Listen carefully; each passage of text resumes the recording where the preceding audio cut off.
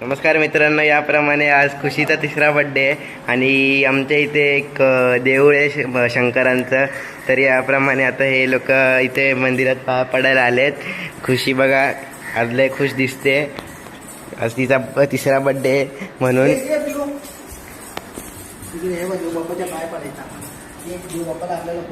हे आहेत खुशीचे पप्पा आणि हे आहेत खुशीचे मम्मी.